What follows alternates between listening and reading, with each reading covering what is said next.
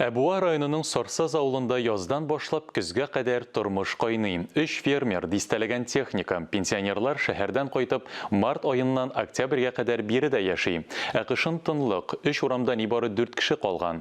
Бүген инде бетеп барган авыллар рәтендә булган Сорсазда яшәүчеләрнең тормыш көнкүреше турында киләсе сюжетта карагыз. Җәен Сорсазда 30лап кеше җыела. Флюра Хиснетдинова гаиләсе белән иртә яздан көз уртасына кадәр авылда яшиләр. Ире белән бәрәңге яшелчә үстерәләр. Фермер улларына булышалар. Флюра ханым биредә башлангыч мәктәп булган чорларны да хәтерли әле. Авылыбызда 120 йорт иде. 3 урамлы иде. Авылда школабыз бар иде. Башлангыч класс белән аның саты бар иде, алмагычлары, чияләре бар иде, кыерларда үстерәләр иде әле. Без яшь вакытта инде бездән сулар сиптереп эшләтәләр иде хезмәт дәресендә. Аның тормыш иптәше Фәрит 11 ел инде мәчет имамы вазифасын башкара.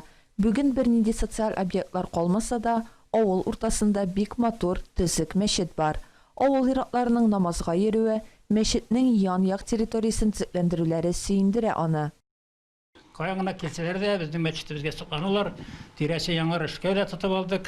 Зиярәтебез яңа тотып алганда фермерыбыз бар, Илдус Кәбиров дигән. Ул без ярдәм итте. Мәчетебез зиярәтебезнең içinden 200 баш агач алып, яңа чистартып чыгарып, алыйга бер мәртәбә әмәләр оештырып, безнең зиярәт тирәләребез зиярәтнең içенә барып караган кеше районда мондай чисталык юк дип безгә рәхмәтләр әйтеп китәләр. Көз җитү белән Хиснетдиновлар буага китә. Алар артыннан башкалар да. Әмма 4 кеше ел әйләнәсе биредә яши. Шуларның берсе Татарстан урамында яшәүче Мустаким Низамов. Ялгыз булсам да, һәр вакыт җирдә фермерларның ярдәмен тоеп яшим ди ул. Elde yarıbana firmalarımız var, Ildoslar. Onlar yolunu açıp duralar. Teknika bilen de olursa, bütün nesle bilen bulursa. Boğağa var geldiyse maşinasına oturtup gitti. Сорсаз авылы Иске Тинчәле авыл җирлегенә керә. Авыл җирлеге башлыгы Глия Шакирова әйтүенчә, Сорсаз чыннан да яз-көз айларында җанлана. Безнең Сорсаз авылында инде җәйлеген дачникларыбыз белән 30лаган кеше кайтамында. Кышлыгын инде эчкенә кеше кала, эч гаилә кала минем. Без алар инде җәйлегендә, кышлыгында карап торабыз. Эчкенә кеше булса да юлларны арчып торабыз. Аларның нинди сораулары бар, мәнфәгатьләрен кайгыртып торабыз.